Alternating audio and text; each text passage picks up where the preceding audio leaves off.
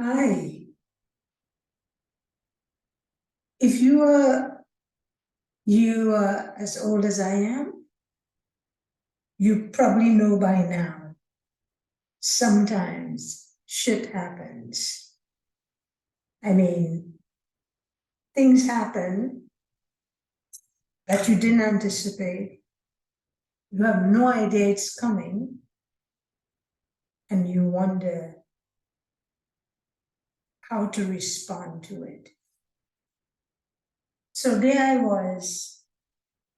It was a Holy Thursday when my boyfriend at the time came home from New York. He was working in New York, so he came home for the weekend, the Easter weekend.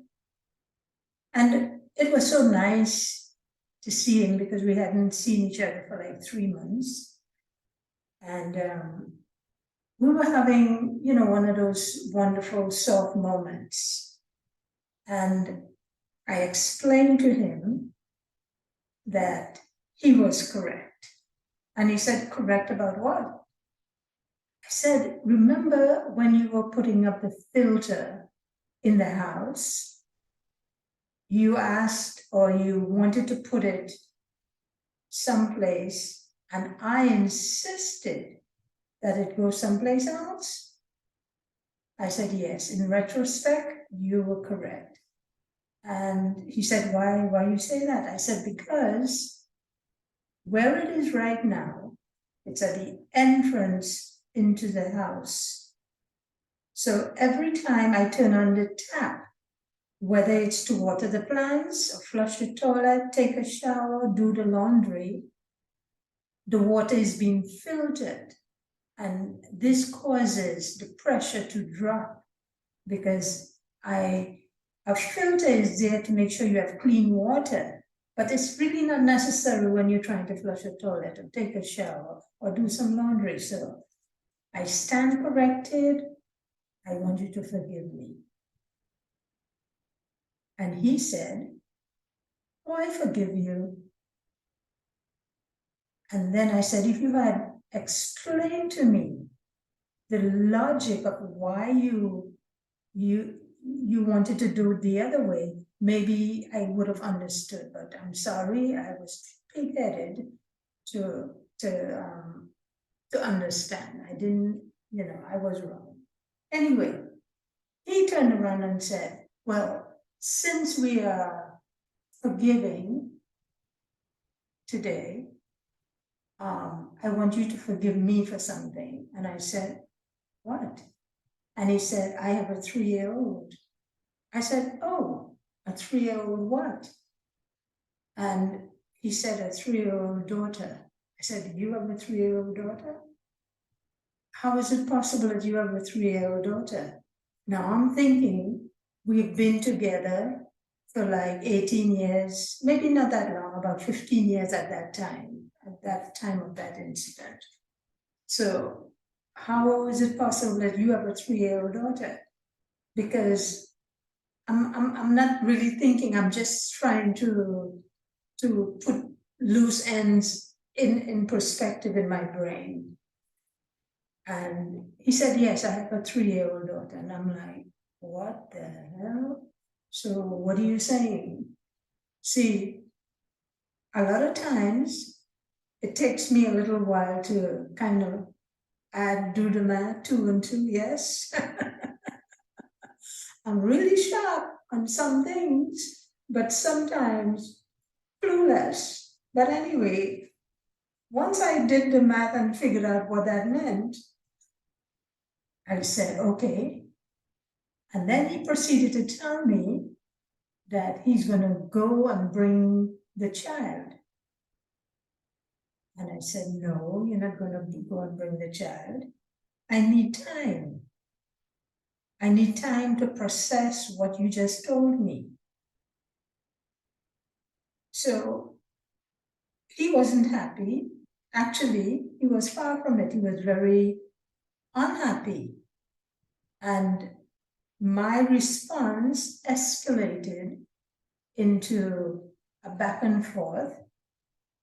And he proceeded to tell me that I am the reason that he doesn't know his child, because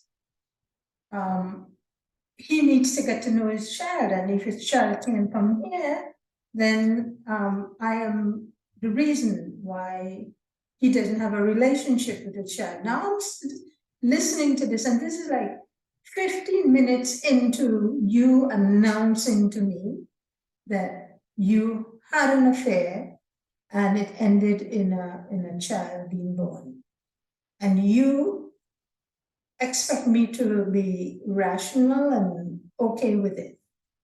See, that person, I further had to tell him, listen, let's stop. You and the child's mother had 3 years to get used to the idea that you have a child.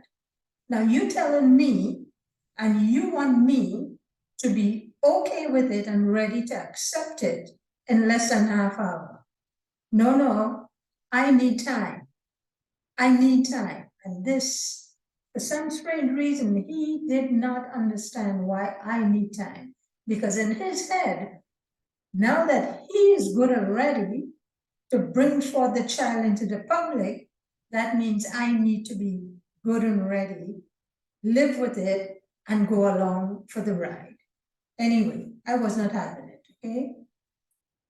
So that was Holy Thursday. And on Good Friday, he tried to bring it up again. And I said, yeah, but as I said yesterday, I need time.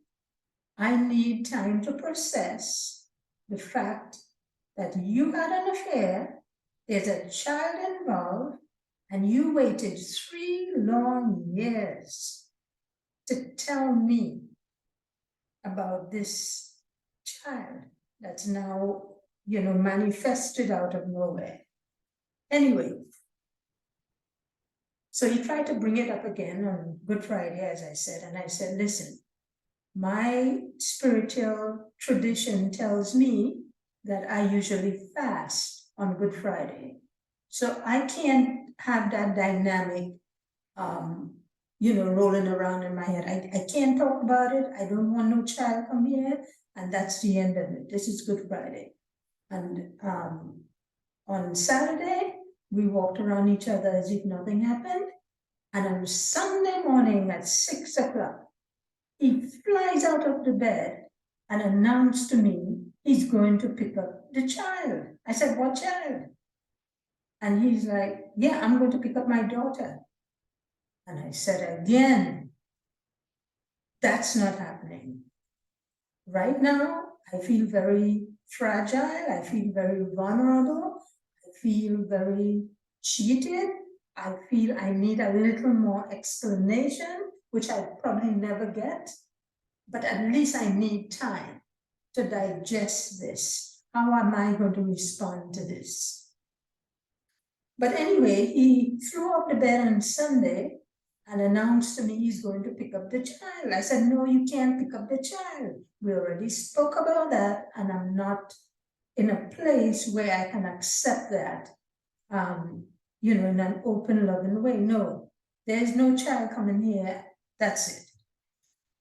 So we had made plans that since it's Easter Sunday or Easter weekend, we will put down all the long-term plans I had in pots sitting around the yard. So when he left, I'm like, well, okay, I'll just go do my thing in the yard. So there I was, I dress up in my yard clothes, my little tall boots, and sharpen my cutlass and ready to go. And about 8 o'clock, he drives up the driveway. Now, I noticed that once he came out of the vehicle, he left all the doors open.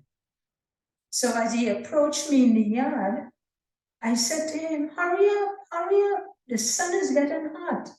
We need to finish with this yard work soon because it's getting too hot. You need to come and help me dig the holes that you need to dig for me to put down these plants into the ground.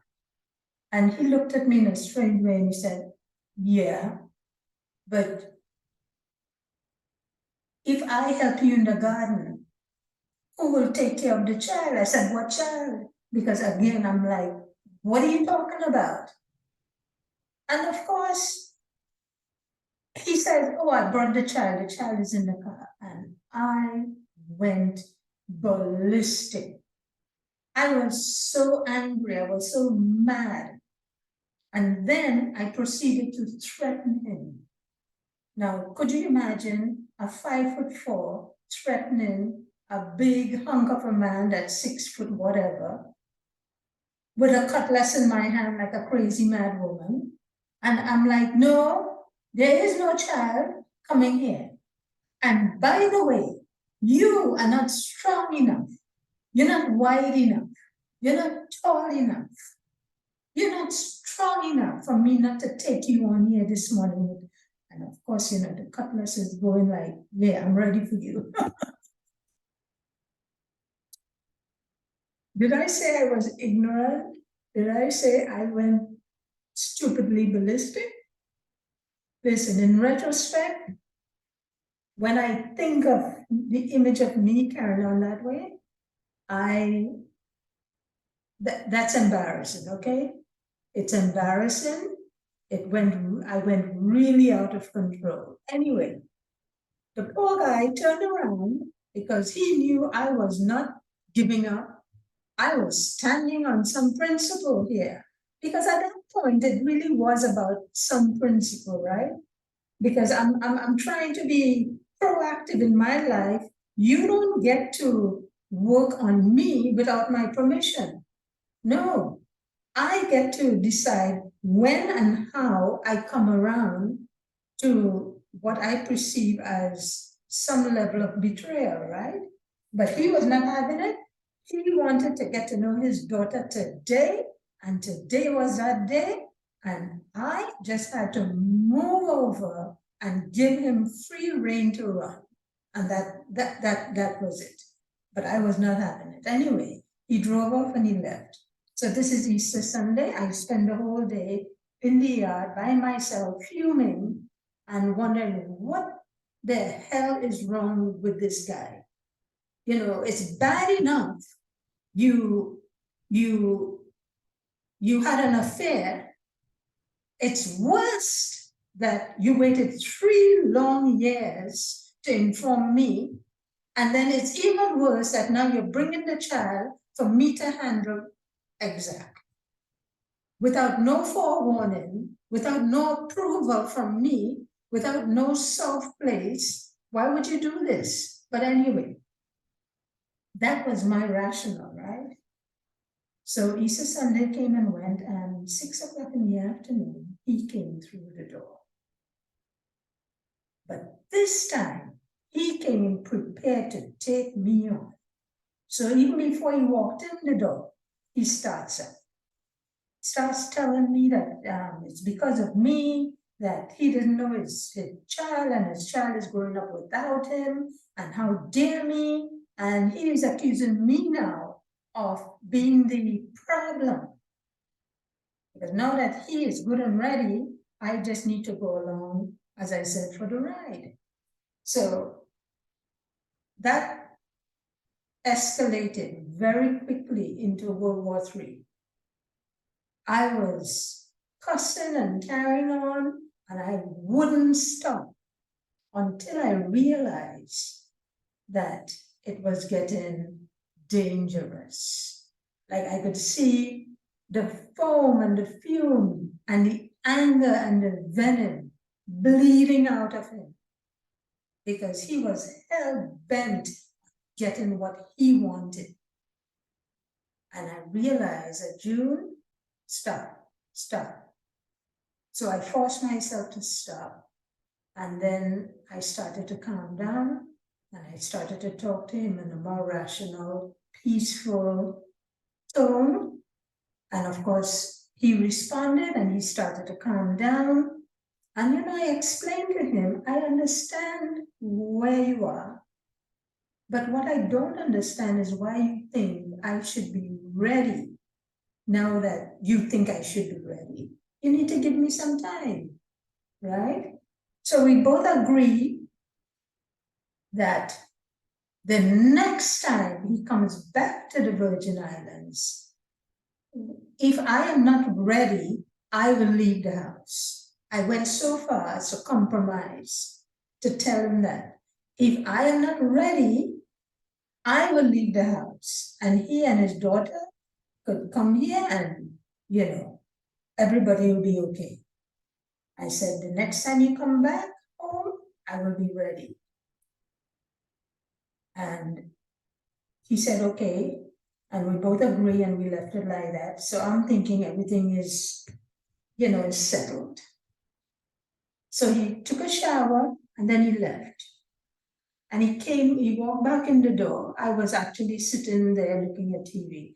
And he walks back in the door about 9 o'clock that night. Dad walked in.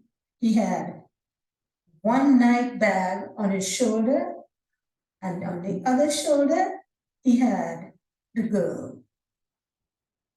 And I'm like, what the effing, what does he understand? So he walks in the door, and I really didn't have time to respond. But my response was now internal. And all I'm thinking is about, you have some nerve. This is so unfair. The victim syndrome is high. And I'm going on and on in my head. And I'm saying, I am going to go ballistic again. Except something different happened. All I could think about is Oprah and Iyanla Vanzant and Deepak Chopra and Tony Robbins and all these gurus that I spent years listening to. All I could think about is my interview with Oprah. Because I've always imagined that one day I'm sitting in the Oprah studios talking about my empowered life. And all I could think about is, so when you go ballistic in front of this poor little innocent, beautiful child, how are you going to explain that to Oprah? How are you going to explain that to Tony Robbins? No, really, that's exactly the conversation that came alive in my head. How are you going to explain this? Your behavior, your language, your attitude, your venom, your bitterness in front of this 3-year-old. And something miraculous happened. With that light bulb going off, I looked at the poor little beautiful child. And I said to myself, actually, before that, he said to the baby, meet your new mom. And the minute he said that, my mother instinct just flipped on. And I said, no. Don't confuse the child. You have to be honest with her. Don't confuse her. No. And I turned to the baby and I said, hi, I'm Auntie Junie. I reintroduced myself as the Auntie Junie. And that changed the energy and the negativity around how I was responding. I looked at her poor little innocent face, and she didn't look scared or anything, but she looked a little like, who the hell are these people? Why did you bring me here? What am I doing here? Who is she? How come I didn't know about Auntie Junie? She looked a little, out of place. But that was the moment I saw a perfect little angel sitting on my couch. She was just looking at me, and as children do, looking for some reassurance from these adults, looking for some guidance as to what's going on. And all I could think about to myself is, and you gonna do what? You gonna go ballistic? No, June. No, no, no, no. As a matter of fact, not only are you gonna go to a different place in your relationship with this child, you are going to stand in integrity and love and commitment for her. And she must never see you, as long as she lives, as this bitter, vindictive, angry auntie in her life. No, that will never happen. No, not on my watch. No, she deserves better. In spite of what her father might have done, I recognize in that moment I could no longer be in her presence unless it's an energy of love, forgiveness, beauty, trust, integrity. She must only know me as the auntie in her life that protects her, takes care of her, and love her to death. That was it. That, for me, was the day I felt I met my angel. Because in the 5 years that I've known that child, she has single-handedly given me the true gift of forgiveness. And she has given me such joy, such love, such a wonderful time. Every time I'm around this child, it's like God turns on a light of liveliness, of beauty, of childhood memories. I have not regretted, not for a minute, not for a second, of what she was able to switch on inside of me. So I relate this so long story to let you know that yes, sometimes shit happens. And yes, sometimes you're the recipient of all the shit that's happening. But guess what? You can choose to be like the other end of that spectrum. You can be bitter, you can remain vindictive, you can work up yourself in a frenzy and spend years trying to get even and trying to, make the other person pay. Or you can take the higher road. You can show an example. You can put your 10 feet in the ground and be planted as the woman of forgiveness, beauty, generosity, and help instead of breaking it down. Just elevate it to a point that everybody benefits. Everybody benefits. I know sometimes when you're in dysfunction, and sometimes when you're in the middle of the ditch with the mud all over you, it's hard to think from that place of more empowered response. But guess what? That's where your healing lies. Had I chosen to remain in the gutter, I would never have manifested such a perfect relationship with my now she's 8, my 8-year-old. beautiful, beautiful daughter. I would not have. And I intend to stand in that space until I close my eyes, because she has become the angel, the gift that she was meant to be. I thank you, and I want you now to start looking at my life as an example of where you too can drop all the nonsense, leave it behind, and make more empowered, lasting choices. That's your choice. You have that choice. Thank you.